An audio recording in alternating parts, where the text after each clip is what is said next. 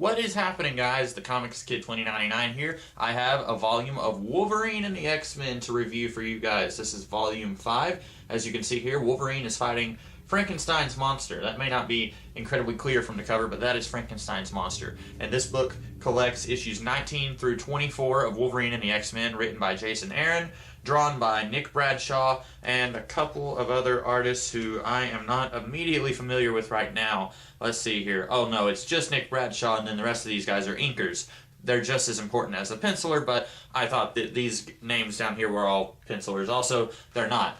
So some of the inkers down here, Walden Wong, Scott Hanna, Norman Lee, Danny Mickey. Oh no, there is another penciler, Scott Sanders, and then David Lopez. So I don't know what I was thinking. It was listed way down at the bottom of the page. So anyway, David Sanders and Scott Lopez, I think was his name. I can't believe I just forgot that. David Lopez and Steve Sanders. So those are the artists who worked on this book. And this book is after Avengers vs. X-Men, which, if you recall in the last 2 weeks where I've been reviewing this series, I didn't really like Volume 3 very much because I have no interest in reading Avengers vs. X-Men, and I'm not especially happy that so many different series had to take time off from the stories that they were telling in order to tell side stories from Avengers vs. X-Men. I wasn't hugely happy with that, and so I was just kind of along for the ride, waiting for Avengers vs. X-Men stuff to be over.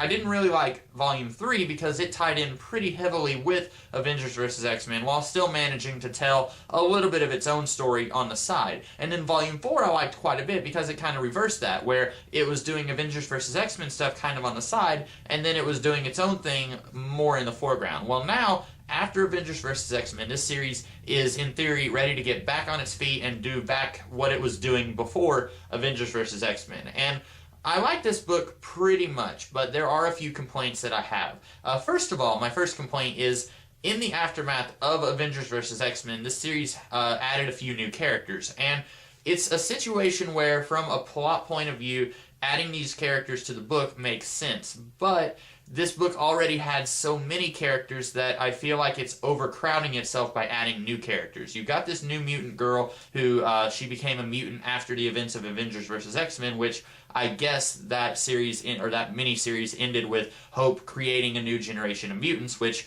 incidentally was also the ending of Second Coming, so whatever. Anyway, so you've got this new mutant girl named Shark Girl, and she joins the lineup of this series in this book. And also, because of the events of All New X-Men Volume 1, this series is now taking Kitty Pryde, and she was the headmistress of the school. Now I guess she's demoting herself and becoming just the caretaker to the time-traveling original X-Men. And so Storm comes in, and she becomes the new headmistress. And it's a situation where, like I said, it makes sense that you're going to be adding new mutants to the book because there's a wave of new mutants coming in after Avengers vs. X-Men, and so it makes sense that new mutants would be coming in, but you've already got characters in this book who I don't feel like are getting explored enough. Quentin Quire, he gets explored a little bit in each volume, but I really wish he would be more thoroughly explored and more developed. And then you have characters like Warbird, who isn't getting explored at all. She is one of my favorite staff members at the school, and they're barely doing anything with her, and instead they're adding new characters like Storm and Shark Girl. Storm isn't a new character, but they're taking her. She was living on Cyclops' island after X-Men Schism, and now she's coming to live at the school since she no longer believes in what Cyclops is doing after the events of Avengers vs. X-Men. That makes sense, because where are you going to put Storm after the events of Avengers vs. X-Men? You're going to put her at the Wolverine school. But now this series is going to be dealing with Storm and Shark Girl and Eye-Boy, and I feel like it already has too many characters, and now it's throwing even more characters into the mix. And I kind of feel like that's a problem. Another character who has been in this book from the beginning is Evan Sabanur, or Genesis.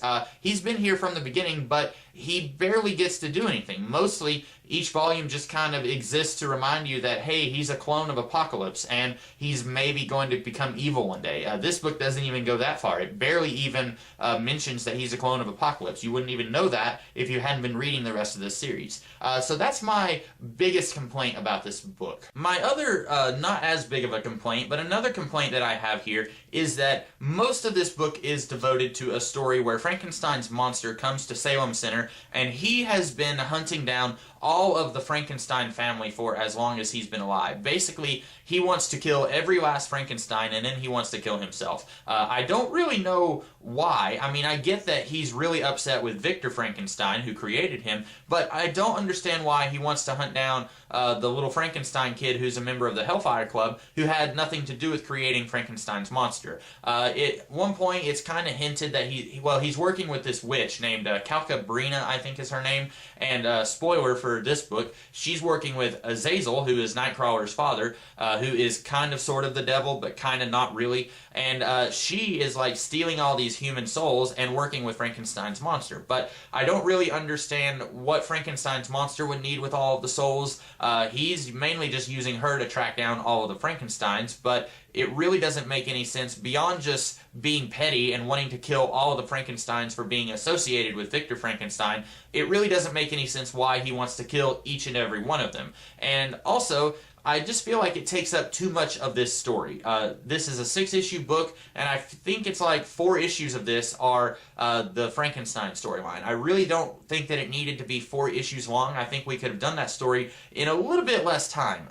We have a few issues in this book that are not devoted to that, and those are, in my opinion, the best issues. We have one closer to the beginning where Angel goes to recruit Shark Girl, and I thought that was a pretty good issue. And then at the end, we have kind of a day in the life issue where we're seeing what's up with everybody else just on their off hours, where they're not doing something superhero-y. So we get to see Iceman and Kitty Pryde go on a date. We get to see Storm and Wolverine kind of start a relationship. We get to see Quentin Quire meeting the teenage Jean Grey and stuff like that. And that's another thing, incidentally. If you are just reading Wolverine and the X-Men and you're not reading anything else, number one, I've already said in the past that you may be a little bit confused whenever the Avengers vs. X-Men stuff starts happening if you've never read Avengers vs. X-Men. I've never read Avengers vs. X-Men, but I am a little bit familiar with the plot of that series. And now, as of this volume, it's kind of tying in with Brian Michael Bendis' all-new X-Men, which is the premise is that the original 5 X-Men from the 1960s are brought forward into the present day and become students at the Wolverine School. And if you haven't read All New X-Men Volume 1, that's going to be a very abrupt change in this book. Suddenly, Beast looks entirely differently, and suddenly,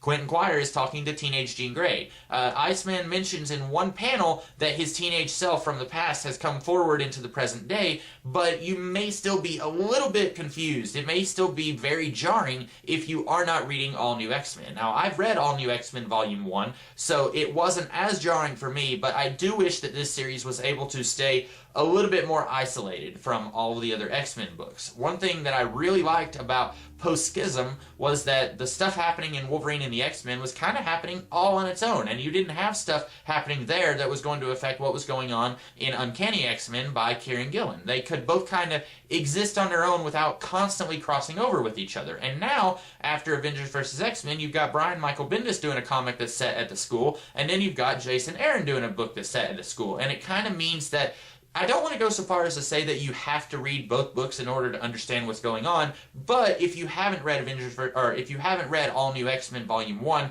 it is going to be a little bit confusing. I'll just go ahead and say that. The art is really solid throughout this entire book. Like I said, there's 3 artists that work on this thing, and all of them are pretty close to Nick Bradshaw's style. In the previous volume, there was an artist, I don't remember that artist's name right off the top of my head, and I said that they were just a little bit below Bradshaw. In this book, they are all operating on the same field, and it's really awesome. Bradshaw does most of the work, but the 2 other artists, Sanders and Lopez, they are also doing just as good as Bradshaw. And so I really love the artwork here, and I really love the direction that this series is going. We're seeing the development of the Hellfire Club, and it's becoming a new thing that hasn't ever really been done before. It's sort of been done in the 1980s. I'm just going to go ahead and say it. You have the Lords Imperial of the Hellfire Club, who are all young teenagers. Cade Kilgore and the Frankenstein Kid, all 4 of those kids, I don't remember the other 2 of their names, they were introduced back in X-Men Schism, and they are all four basically just evil little brats, and they are the leaders of the Hellfire Club, and that in itself is a very new and interesting thing that we've never seen before. Well, now, as of this volume, they are developing a school for evil kids, and that's a very interesting premise. And like I say, it's kind of been done before in the 1980s when the Hellfire Club had the Hellions, but even that was different because it was adults running a school, and this is a group of kids setting up a school to be a rival school to the Jean Grey Academy. And so it's a new little twist on the Hellfire Club and the Hellions from the 1980s, and I'm very interested in seeing what goes on with that. And I know after this volume, there's only a couple more volumes left to go, so I really hope that that doesn't get dropped along the way, because this introduces a whole bunch of staff members, if you will, for the Hellfire Academy. That's what it's called. And I really hope that we get to explore some of them, because a few of them, they look really awesome, and I'm really interested in getting into those characters' heads. And some of them we already know, like Mystique and Sabretooth, and then others I'm not familiar with, like the new Silver Samurai. I don't know if he's from another comic that Jason Aaron did, or if he just showed up somewhere and I don't know. But I'm really looking forward to seeing more done with the Hellfire Academy, and so that gets its start here, and that's a very interesting twist on a kind of older idea. That's about all I have to say here. This review may have sounded a little bit negative in that you really do have to read All New X-Men to kind of understand what's going on in one of the issues here, and also, in my humble opinion, the Frankenstein story takes too long, and it doesn't 100% make sense. It makes enough sense, but there's things about it that really don't make any sense at all. Those are my complaints, but I did enjoy this book. It was a fun little story. I think I even enjoyed it more than the Avengers vs. X-Men stuff because it had the chance to get back to doing its own thing, and you didn't have to worry about what's going on in a larger X-Men world. You can just read this series and enjoy it. So I really like that, and I did enjoy this book, even though I had a few qualms with it. So that's all I had to say about Wolverine and the X-Men Volume 5. I hope that you guys liked this review, and if you did, be sure to like, share, comment, and subscribe, and I will be back tomorrow with a different kind of video. So until then, I'll see you guys later. Have a great day.